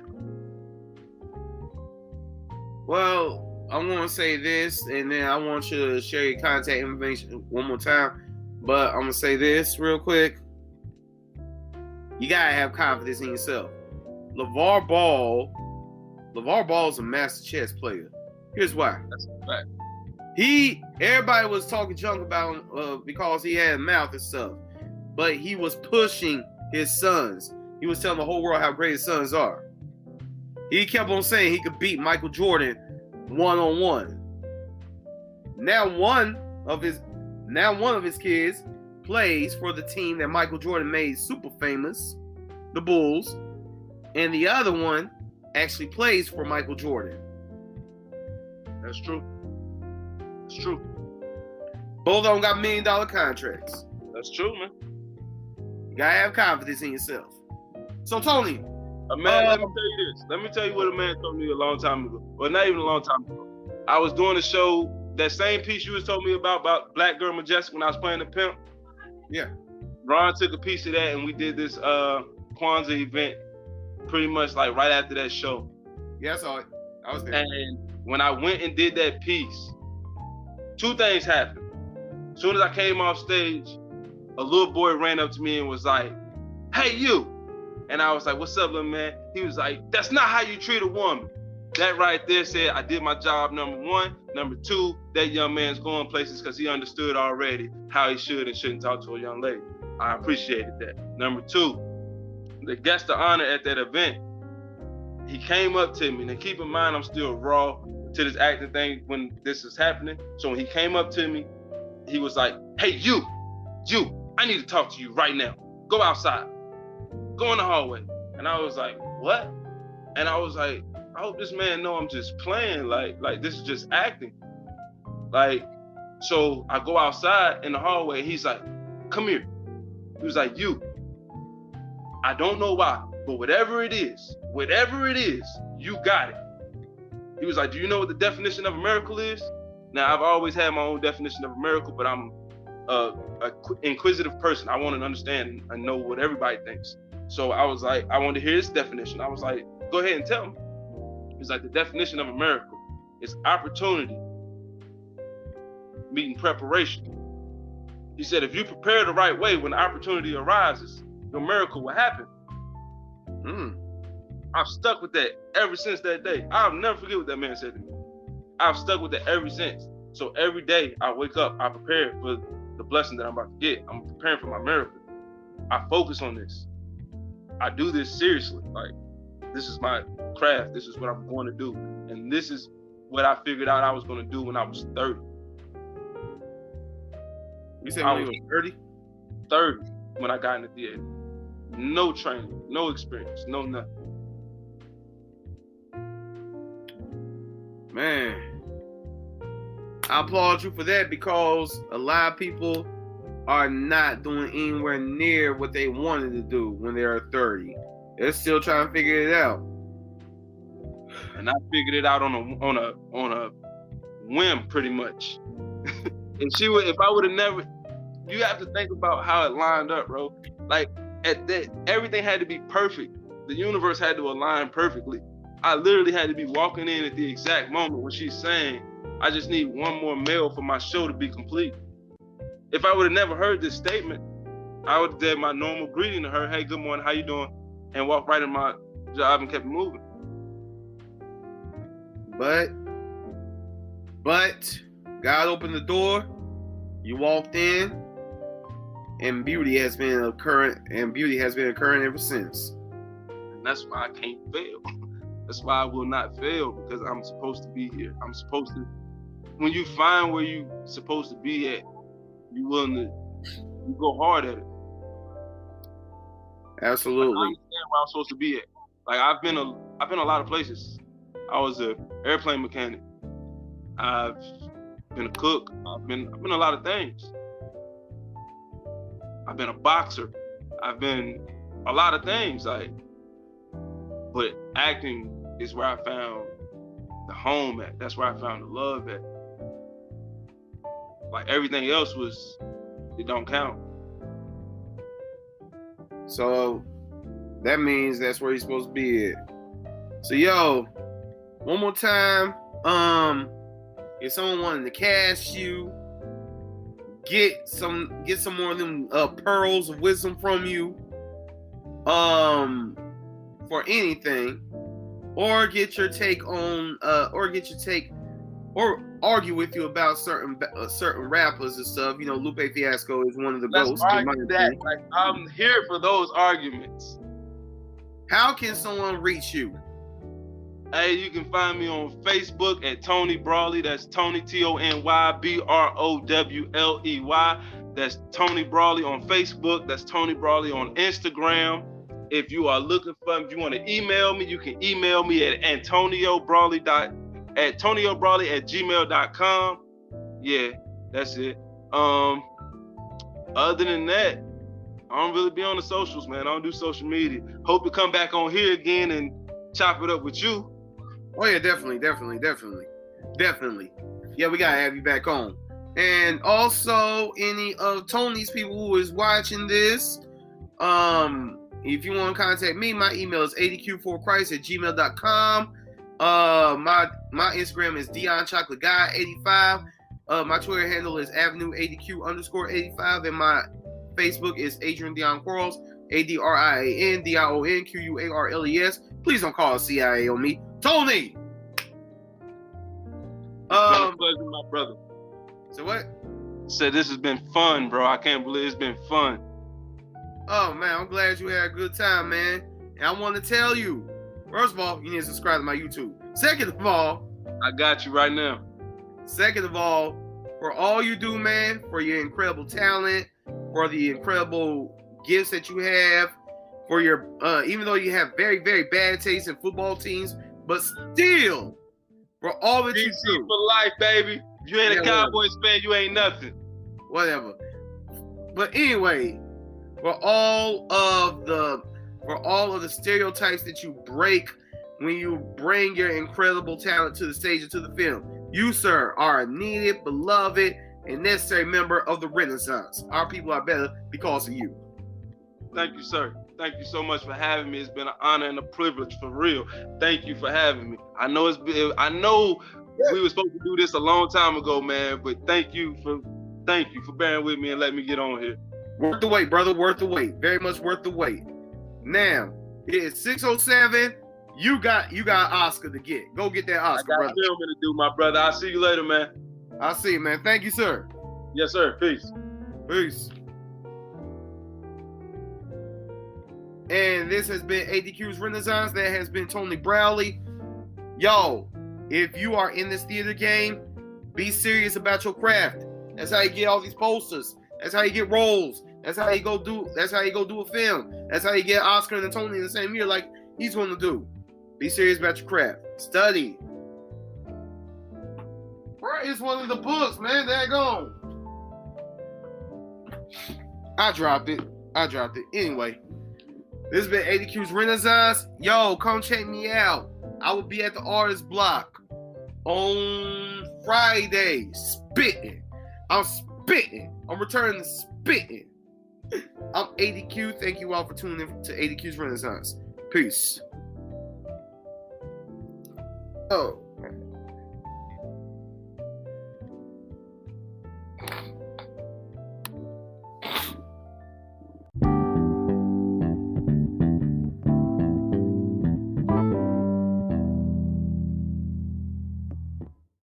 Well, a Jacksonville doctor is making history. She and a business partner have created their own bottled water brand. And let's just say it is flying off the shelves. And this morning, we're looking into how this valuable natural resource is creating an avenue towards success. Pure, clean, fresh water. A North Carolina aquifer with ties to the First Coast. Pure, clean. Passed down through generations. So I had a great aunt that came to me and said, look, stopped the church service, came in, she said, you follow me. Went out to the church, looked down the fields. She said, your blood of your ancestors crying out for you. You're responsible for this. This spring has been part of Robert McCrae's family for over a century and is now the source of this new bottled water brand, Live Alkaline Water. After tasting directly from the aquifer, McCrae partnered with Dr. Shayla Creer, and they believe they had a product stores would love. I called, I don't know how many Walmarts, and finally we got a hold of one who will allow us to do a presentation. Dr. Creer and McCrae, they presented their business plan to a local Walmart, not knowing the regional manager would be there. And just a few months later, they made history as the first Black-owned water brand to be sold in Walmart. I was excited. I was very excited, praising God first and foremost. You know, but it was hard to keep your composure because it's the product that was your baby. The excitement grew and the shelves were wiped clean in just about a month, and Creer says the reasoning for it is pretty obvious. It's a shame when you have all these different kinds of water out there and people are still getting sicker. So as for this water, which is bottled at the source, it's become a sigh of relief for McCrae. Because healthy people make a healthy community. I say eat right, drink right, you begin to think right as a people. What a great story. That's so cool. Yeah. That's so interesting. And to me, what stood out in my mind is that he actually found it on his family's land. Yeah, his great aunt, His great aunt told him, look, it's here, take it's advantage yours. of it. Exactly. That and now he's able to make some profit. But they've already been in contact with a lot of places around the country. And then places even like in Africa have reached out to them saying, hey, we need to get our hands on some of this water out here. So we'll see, what's going to be the future for them. Tell me the brand name again so that way we know it's Live Alkaline Water. Live Alkaline Water, yeah. And it's in different Walmarts. And again, they're the first brand or Black-owned brand, I should say, that has been able to be sold in Walmart. New York, hey, Luch, hold on. New York, everybody chill out. Can I get the mic? Y'all was y'all turn. Let me talk. New York, what's up, New York? Listen, we in New York, right? Why these niggas keep rhyming over the words? Y'all could have stayed in the car and listened to Apple Music for that. We know that These niggas is cheating. Hold on. Everybody hold on. Everybody hold on. Hey, go to rap. Yo, can I talk? Let me talk. Yo, why y'all doing what? We didn't talk on your part. Shut the fuck up then. Shut up then, nigga. It's our time. You on our time. Now, not they talk, nigga. Let the music talk. Go in your corner. No. We didn't violate you. No. You causing a distraction. They don't know the fucking words. Listen. New York, they causing a distraction. This is hip hop. We in the Mecca of New York. It's D-Block. It's Dipset. Turn the words Why they don't know the words? Yo, Tech, let's make something happen. New York. It's that time, motherfuckers. These niggas don't rhyme like us. All praises, all burners, all raises. Hand down, nigga, the game is all jaders. Anything drop, I cop in all flavors. He's a dick, you pussy, y'all neighbors. Hold on. We ain't playing with, this is New York. This what these niggas want, right? I don't do Instagram. I don't do Twitter. I don't do none of that shit. Let's go, Tech. what I do, nigga. New York, make some motherfucking noise. Yeah, all praises, all burners, all raises. Hand down, nigga, the game is all jaders. Something hot drop, he copping all flavors. He's a dick, you pussy, y'all neighbors. Yeah, 2 extra whores. I'm in a new Aston with 2 extra doors. With a quick flip, I don't try to stretch for more. 100% powder, extra raw. And I get it from Giuseppe, either him or the essays. I've been smacking these rappers around for a decade. Still trying to get mommy to Sacamela Leche. No, if I take her out, I can pop her the next day. Member of the vocals, MJ of the Pro Tools, antisocial. Phil Jack on the track, but I can't coach you. This is just audio and shit that I go through. Guns in the couch, money in the mattress, and I would've cut the Bentley, but I had to pay taxes. Settle for a polo fitting some air. Your flow's a light sprain, mine's is a fracture. Yeah, and the x-ray's negative. You's a coward, in jail you can never live. Yeah, you barely living out here, it's like I'm giving, you barely giving out air. The reason you breathing is like I'm giving out air. I got stocks in the block, I'm giving out shares.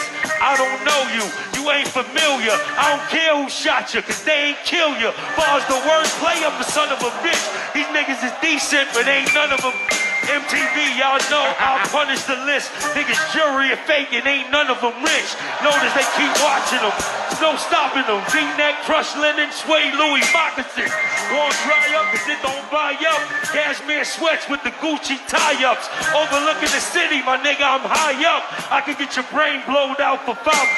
Always in the hood, that's cause I rep that. My permit work good, niggas already checked that. Probably just comfortable cause that's where I slept at. Desert is blue steel, the 40 is jet black. Fucking bars, nigga.